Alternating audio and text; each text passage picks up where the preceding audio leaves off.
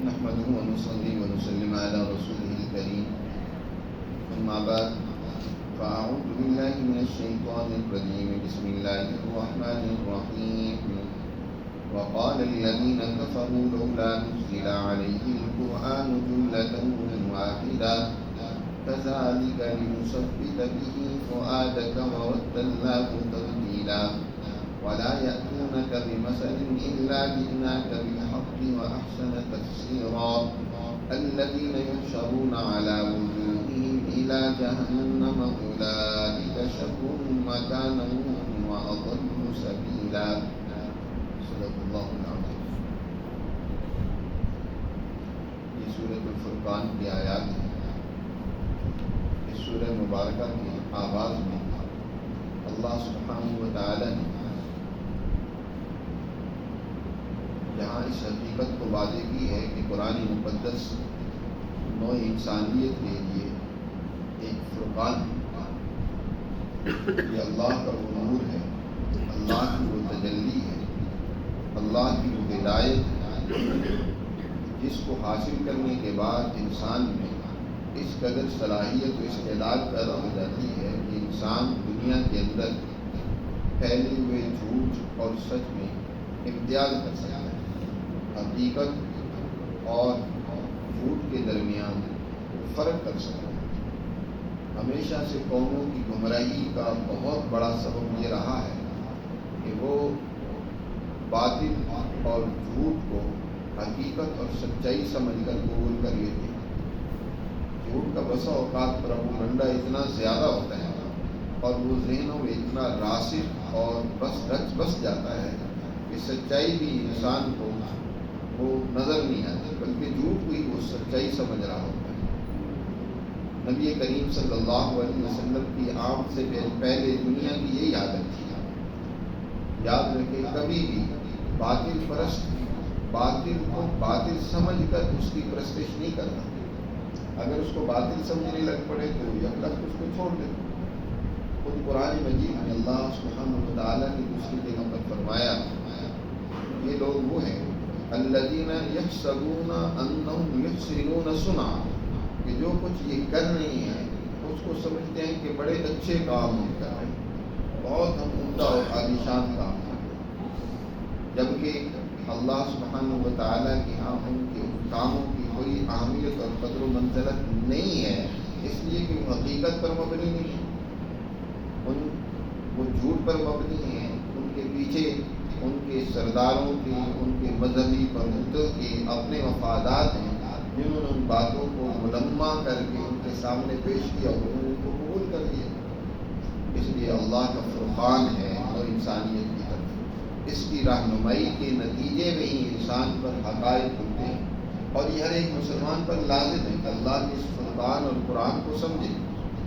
آج ہماری کمزوری، تباہی و بربادی کی بڑی وجہ یہی ہے کہ ہم نے قرآن کو چھوڑ رکھا۔ اس سورہ مبارکہ کی پچھلی آیات میں اس بات کو ذکر کیا گیا ہے کہ وقال الرسول یا ربی ان قوم اتخذوا هذا القرآن مہجورا، اللہ کے رسول اللہ کے حضور شکایت کرتے ہیں، کل قیامت کے دن بھی کریں گے، دنیا میں بھی حضور صلی اللہ علیہ وسلم نے اللہ کے حضور کی شکایت کی کہ یا ربی، اے میرے پروردگار، ان قوم اتخذوا هذا القرآن، بے شک میری اس قوم نے اس قرآن کو چھوڑ رکھا ہے، هذا القرآن مہجورا، اس قرآن کے مطابق ان کا عملی نظام نہیں۔ آج جیسے ہم نے قرآن کو چھوڑ رکھا ہے، آج اس قوم کا کیا حال ہے؟ نام تو لیتی ہے اسلام کا، نام تو لیتی ہے قرآن کا، بات تو کرتی ہے اللہ اور اس کے رسول کی، لیکن عملی سسٹم اور نظام کن کا بنا رکھا ہے؟ اس وقت ظالم طاغوتی طاقتوں کو بنا رکھا ہے۔ کیا ہم نے قرآن کو چھوڑ نہیں رکھا؟ ہماری پارلیمنٹ وہ کون سی قانون سازی کرتی ہے، کون سا آئین وہ تشکیل دیتی ہے؟ وہ جو قرآن مقدس نے بیان کیے ہیں، کیا ہماری عدالتیں اس قرآن کے مطابق انسانیت کو انصاف دے رہی ہیں؟ بلکہ عجیب بات ہے، آپ کے چیف جسٹس صاحب تو کہتے ہیں انصاف کرنا ہمارا کام نہیں ہے، وہ تو اللہ کا کام ہے۔ بھائی تم کس لیے ہو؟ اللہ نے تمہیں دنیا میں یہ ذمہ داری کس لیے دی ہے کہ تم اللہ کے نمائندے بن کر دنیا میں انصاف کرو؟ اگر انسان دنیا میں انسان تمام انبیاء علیہ السلام کے بارے میں قرآن میں دوسری جگہ اس حقیقت کو واضح کی ہے کہ ہم نے لقد ارسلنا رسلنا بالبینات وانزلنا معهم الکتاب والمیزان لیقوم الناس بالقسط. ہم نے رسولوں کو بھیجا واضح تعلیمات و ہدایات دے کر تاکہ وہ انسانیت کے درمیان عدل و انصاف قائم کرے. یقوم الناس بالقسط. انبیاء دنیا میں عدل و انصاف قائم کرنے کے لیے آتی ہے اور یہ کہیں کہ جنہیں انصاف کرنا تو یہ اللہ کا کام ہے, ہمارا کام نہیں ہے. ہمارا کام بدماشیاں کرنا ہے, ہمارا کام جو ہے وہ رشوتیں لینا ہے, ہمارا کام جو ہے وہ لوگوں کو آج کا جو آپ کا عدالتی سسٹم اور نظام ہے وہ لوگوں کو انصاف نہیں دے رہا بلکہ لوگوں کو پریشان کر رہا ہے, لوگوں کے درمیان میں مصیبتیں بانٹ رہا ہے, لوگوں کو اور مشکلات میں ڈالا ہے. تو کیا تمہارا کام لوگوں کو مشکلات میں مبتلا کرنا ہے؟ تو میرے عزیز دوستوں, یہ اللہ کا قرآن آج ہم نے بھی عمل چھوڑ رکھا ہے, نہ تو اس کو سمجھنے کے لیے تیار ہے اور نہ ہی عملی نظام اور سسٹم اس کے لیے بنانے کو ہم تیار ہیں. مشرکین مکہ کے سامنے بھی جب اللہ کا یہ قرآن پیش کیا گیا تو اب بجائے اس میں وہ سمجھتے اس کو, انہوں نے قرآن پر ہی اعتراضات شروع کر. قرآن مجید نے یہاں کے 7 اعتراضات کا ذکر کیا ہے اور ایک اعتراض جو آج ہم نے آیات مبارکہ پڑھی ہیں ان میں ذکر کیا ہے. وہ کہتے ہیں یہ اللہ کا قرآن ہے, پھر ایسا کیوں ہے کہ تھوڑا تھوڑا محمد صلی اللہ علیہ وسلم پر اترتا ہے, یک لفظ ہی ایک دفعہ ہی پوری کتاب کی شکل میں کیوں نہیں حضور پر اتار دیا جاتا؟ ہم جو یہ بات کہتے ہیں کہ محمد صلی اللہ علیہ وسلم یہ خود قرآن بنا لیتے ہیں یاد باللہ, وہ کہتے تھے نا فاتف دعوا ہو کہ اس کو خود انہوں نے گھڑ دیا, خود بنا دیا ہے. تو ہماری بات ٹھیک ہے کہ یہ تھوڑا سا بناتے ہیں نا, خود تیار کرتے ہیں اور پھر اس کو ہمارے سامنے پیش کر دیتے ہیں. اور اسی طرح ان کا اعتراض یہ تھا کہ وَآنَهُ عَلَيْكُمْ آخَرُونَ, کچھ دوسرے لوگ ان کی مدد کرتے ہیں, کچھ لوگوں نے بنا کر ان کو دیا, یہ لوگوں کے سامنے پیش کر دیتی ہے اور پھر دوبارہ وہ بنانے میں لگ جاتی ہے, پھر کچھ آیات کچھ قوانین وہ بنا کر ان کو بتاتے ہیں, پھر یہ لوگوں کے سامنے پیش کرتے ہیں. اس طرح کے لچر اعتراضات ان کے تھے. قرآن مجید نے یہاں اس کو ذکر کیا ہے کہ بات یہ نہیں ہے جو تم کہہ رہے, ہم یہ جو دفعتاً نازل نہیں کی ہم نے کیا کہ ایک کتاب کی شکل میں تمہاری طرف اتار دیا جاتا. اللہ یہ بھی کر سکتے تھے, لیکن اللہ نے ایسا کیوں نہیں کیا؟ اس لیے وقال الذین کفروا, اللہ تعالیٰ فرماتے ہیں یہ کافر لوگ کہتے ہیں لولا نزل علیہ القرآن جملۃ واحدہ, اس پیغمبر پر یہ قرآن جملۃ واحدہ کیوں نہیں اتارا گیا, ایک ہی دفعہ سارا کیوں نہیں اتارا گیا؟ کذالک, ہاں بات اسی طرح ہے کہ ایک دفعہ نہیں اتارا گیا, لیکن کیوں؟ لنثبت بہ فؤادک, تاکہ اس کے ذریعے سے ہم آپ کے دل کو مضبوط کر دیں. قرآن یہ سمجھنے کے لیے عملاً اس پر ایک معاشرہ تشکیل دینے کے لیے قرآن اتارا گیا. بات سمجھنے کی ہے کہ کیا جب طلباء کو کوئی کتاب پڑھائی جاتی ہے تو اگر استاد وہ پوری کتاب ایک ہی دفعہ سارا اس کا لیکچر دے دے تو کیا اس طالب علموں کو بات سمجھ آ جائے گی؟ وہ کتاب ذہن نشین ہو جائے گی؟ پتہ نہیں, دنیا میں کہیں بھی ایسا قاعدہ اور قانون نہیں ہے, بلکہ وہ بہت کم اس کا مفہوم, اس کا خلاصہ یا اس کا مطلب ذہنوں میں بیٹھے گا. تھوڑا تھوڑا جب وہ طالب علموں کو پڑھایا جاتا ہے تو وہ دل میں راسخ ہو جاتے ہیں, بات سمجھ آ جاتی ہے اور اچھی طرح اس کو یاد کرنا آسان ہو جاتا ہے, اور پھر خاص طور پر جب اس کے مطابق عمل بھی ہو جائے تو وہ پھر بات پختہ ہو جاتی ہے. ایک صرف علمی درجے میں ایک بات ہے اور پھر اس بات کے مطابق جو آپ نے سیکھی ہے عمل بھی کر لیا ہے, پھر اس سے کیا ہے وہ بات پختہ ہو جاتی ہے, وہ ذہنوں سے نکلتی نہیں ہے بلکہ اس کا ایک عملی ثبوت بھی آ جاتا ہے. تو اصل میں ہم نے جو یہ آہستہ آہستہ نازل کی ہے اس کے پیچھے مقصد یہ ہے کہ لنثبت بہ فؤادک, کہ آپ کے دل میں ہم اس کو جما دیں, آپ کے دل میں اس کو راسخ کر دیں, آپ عمل اس کے اوپر کر کے اپنے لیے اس کو ایک ہمیشہ کے لیے انسانیت کو مشعل راہ دے دیں. اس لیے ہم آہستہ آہستہ نازل کرتے ہیں. یہ نہیں ہے کہ اللہ اس کو یک لخت اتارنے کی طاقت نہیں رکھتا، یا اللہ بھی ابھی سوچ سوچ کر تھوڑا تھوڑا نازل کر رہا ہے جی، لیکن سب بھی تکلیف والے. اور یاد رکھیں یہ بھی غلط فہمی مشہور ہے کہ پہلی کتابیں جو تھی نا وہ دفعتاً اتاری گئی، ایسی بات نہیں ہے، بلکہ پہلی کتابیں بھی تھوڑی تھوڑی کر کے نازل کی. موسیٰ علیہ السلام کو جو الواح اور تختیاں دی گئی تھیں جن پر تورات لکھی ہوئی تھی، وہ پوری کی پوری تورات نہیں لکھی تھی، بلکہ اس میں احکامات اشرہ لکھے ہوئے تھے. وہ 10 احکامات، تورات تو بہت وسیع ہے، اس میں تو بہت سارے دیگر ابواب اور احکامات بھی ہیں. حضرت موسیٰ علیہ السلام کو ایک موقع پر وہ بنیادی 10 احکامات تختیوں پر لکھ کر دیے گئے، وہ بھی تھوڑی تھوڑی کتابیں نازل کی. تو اللہ نے دنیا میں انبیاء علیہ السلام کی رہنمائی کے لیے، اپنے معاشروں کو تشکیل دینے کے لیے. پھر ایک اور بات ہے، دیکھو آپ جب کسی معاشرے کو سدھارنا چاہتے ہیں، کسی معاشرے کے رسم و رواج، ان کے آئین کو بدلنا چاہتے ہیں، تو اس کے لیے آپ کو کیا کرنا ہوگا؟ یک لخت ان کے ان رسم و رواج کو، ان کے طریقہ کار کو آپ بدل دیں گے. یک لخت بدلیں گے تو اس قوم کے لیے تو بڑی مشکلات پیدا ہو جائیں گی. آپ کے لیے ضروری یہ ہے کہ آپ کیا کریں، اس قوم کے ان رسم و رواج کو تھوڑے تھوڑے کر کے بدلتے جائیں، اس کی جگہ پر جو بہتر قوانین اور آئین ہیں وہ لاگو کرتے چلے جائیں. نبی کریم صلی اللہ علیہ وسلم نے اسی طرح معاشرہ تشکیل دیا. یہ نہیں ہوا کہ یک لخت انہیں کہا کہ بھئی تم کیا کر دو، شراب کی تم عادی ہو تو شراب تم پر حرام، بس بند کر دو.